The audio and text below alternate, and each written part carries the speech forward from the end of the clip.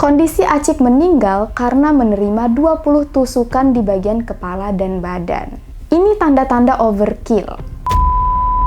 Hai guys, apa kabar kalian semua? Welcome back to Ruang Gelap.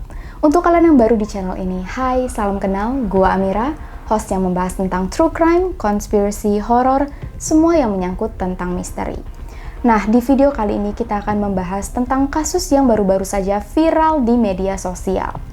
Tragedi yang menimpa seorang juragan emas di Papua pada akhir bulan lalu.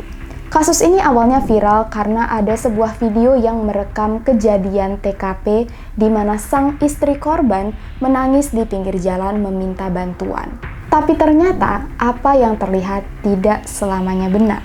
Kasus ini mungkin bisa membuat kalian tidur dengan satu mata terbuka, karena ini adalah bukti bahwa kita tidak pernah tahu apa yang ada di dalam pikiran dan hati seseorang, meskipun orang itu kita percayai. Orang terdekat yang seharusnya membuat kita merasa nyaman dan terlindungi. Langsung aja kita masuk ke cerita. Welcome to Ruang Gelap.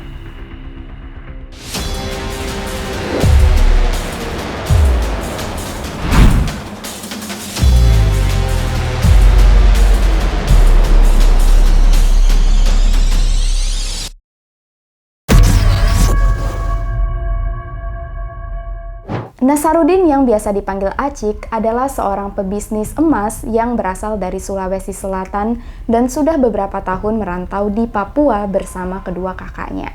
Suatu hari, Acik bertemu dengan seorang gadis remaja bernama Virgita Legina Helu yang merupakan anak dari asisten rumah tangga di dekat rumahnya. Acik ternyata jatuh cinta dengan Virgita guys, dan dia melamar Virgita saat Virgita masih berumur 15 tahun atau masih duduk di bangku SMP.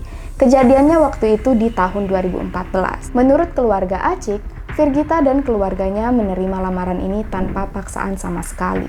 Mereka lalu resmi menikah. Dari kesaksian orang sekitar, Acik ini katanya merupakan tipe suami yang sangat royal, apalagi terhadap istrinya, Virgita. Semua kebutuhan Virgita dipenuhi, mulai dari biaya sekolah, mobil, make-up mahal, sampai operasi kecantikan juga diberikan untuk Virgita. Tapi ternyata, hubungan Acik dan Virgita gak semulus yang terlihat, karena beberapa kali Virgita melakukan perselingkuhan. Dan udah berapa kali ketahuan, Virgita masih aja melakukan hal yang sama dan Acik selalu memaafkan. Di benak Acik, Virgita mungkin selingkuh karena dia masih muda. 15 tahun udah nikah, mungkin masih butuh waktu main-main, jadi Acik selalu memaafkan Virgita, meskipun udah berulang-ulang kali kepergok. Sampai akhirnya, terjadilah sebuah insiden yang merenggut nyawa Acik. Pada 28 Juni di jam setengah 10 waktu Indonesia Timur, seorang ibu-ibu yang sedang melintas di Jalan Hanurata, Distrik Muara Tami, Jayapura, melihat kejadian yang sangat mengerikan.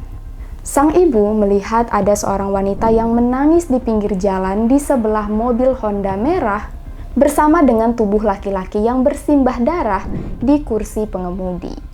Dalam kondisi yang terbalik guys, kepala di bawah dashboard, kaki di atas jok. Wanita yang menangis di pinggir jalan ini adalah Virgita, sedangkan laki-laki yang bersimbah darah di dalam mobil adalah Acik. Virgita ini nangis-nangis sambil minta tolong, jadi si ibu langsung panik dan langsung menelpon polisi. Dan untungnya si ibu juga merekam kejadian, was-was. Siapa tahu nanti jadi bukti untuk memberikan kesaksian. Kayak dia aktingnya keren banget sih. Bukan dalam konteks bagus ya, maksud gue tuh ini serem cewek-cewek kayak gini. Sabar, saya sudah telepon polisi ya, sabar ya. Kenapa? Astagfirullah. Aduh, saya juga takut sentuh. Saya juga takut sentuh, Mbak. Bisa kalian lihat Virgita kelihatan sangat terpukul, nangis-nangis, teriak-teriak, bahkan juga katanya sempat kesurupan. Gak lama kemudian, polisi dan ambulans datang, tapi sayangnya Acik sudah meninggal dunia duluan. Virgita lalu dibawa oleh polisi untuk dimintai keterangan guna mengambil beberapa bukti dan kesaksian agar polisi bisa melakukan penyelidikan. Sayangnya, Virgita bersaksi bahwa selama perampokan terjadi, dia sebenarnya tertidur. Virgita baru terbangun saat Acik keluar dari mobil. Itu pun kondisinya Acik sudah dikepung oleh 4 laki-laki tak dikenal. Perampok sempat meminta Acik untuk memberikan semua harta dan uang yang dia miliki, tapi Acik menolak dan akhirnya disiksa. Salah satu perampok lalu masuk ke dalam mobil sedikit, mengambil tas Virgita, lalu para perampok ini pergi dengan mobil. Langsung kabur mereka, guys. Dan waktu ditanyai oleh polisi, oke, mobilnya jenis apa, muka perampoknya kayak gimana, Virgita bilang karena kondisi jalan yang udah gelap, dia sama sekali nggak bisa lihat jenis mobil dan juga wajah para perampok. Nah, polisi langsung mengadakan investigasi. Jenazah Acik langsung dikirim ke Rumah Sakit Bayangkara untuk diautopsi. Nah, diam-diam polisi agak sedikit curiga dengan kesaksian Virgita karena ada sedikit kejanggalan di cerita ini. Jadi polisi lumayan ragu. Salah satu kejanggalannya, kenapa Virgita gak dianiaya sama sekali dan dibiarkan hidup, sedangkan Acik disiksa sampai meninggal. Kondisi Acik meninggal karena menerima 20 tusukan di bagian kepala dan badan. Ini tanda-tanda overkill, yang menunjukkan biasanya pelaku memiliki dendam tersendiri terhadap si korban. Yang tentu aja nggak cocok dengan kesaksian Virgita yang mengaku tidak mengenali para perampok.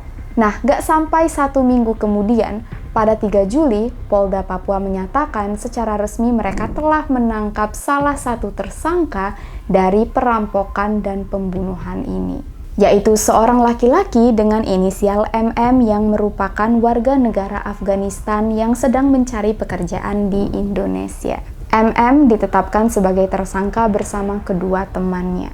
Tapi bagian yang paling mengejutkan adalah MM ternyata kenal dengan Virgita. Gak cuman kenal, MM sebenarnya selingkuhan Virgita dan hubungan mereka berdua sudah berjalan sejak 2 tahun yang lalu.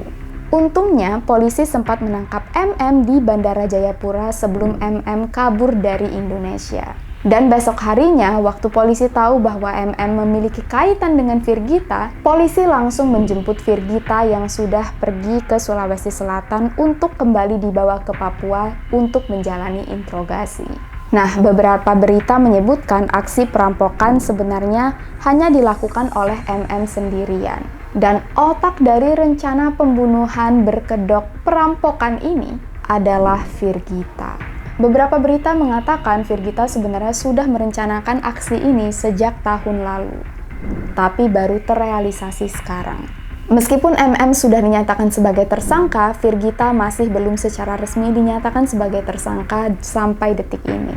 Tapi Virgita dinyatakan sudah mengakui bahwa dia memang otak dari rencana pembunuhan ini. Sampai sekarang polisi masih menelusuri kasus ini, guys. Kalau memang MM terbukti bersalah, dia akan dijerat hukuman paling sedikit 20 tahun di penjara. Sedangkan Virgita bisa jadi dijerat hukuman mati atas pembunuhan berencana. Kalau memang dia terbukti bersalah. Kasus ini nggak cuma mengerikan, tapi juga sangat memprihatinkan. Mari kita doakan almarhum Acik tenang di sana dan keluarga diberikan kesabaran dan juga keadilan agar para pelaku yang bersalah bisa dihukum seberat-beratnya. Karena belum banyak informasi lebih lanjut, sampai di sini dulu cerita kita pada kali ini, guys. Kalau misalnya udah ada informasi lebih lanjut setelah video ini upload, kalian bisa tulis di komentar bawah, dan mungkin kalau memang udah selesai kasusnya, nanti kita akan bahas lebih rinci di video yang akan datang. See you guys on the next video. By the way, set video kita kemungkinan besar akan kayak gini terus sampai waktu yang tidak ditentukan. Pokoknya sampai studio bisa dipakai lagi karena sekarang lagi lockdown. Lebih dan kurang gua mohon maaf. Dan sumber cerita kita hari ini dari Tribun News dan CNN Indonesia. Linknya ada di deskripsi. Oh ya guys, di kondisi yang sangat genting dan menyedihkan ini, jangan lupa untuk jaga diri kalian masing-masing. Take care, stay at home, stay safe. Kalau ada dari kalian beberapa yang sakit, semoga cepat sembuh. Sampai jumpa di video selanjutnya. Please, please, please stay safe and stay alive.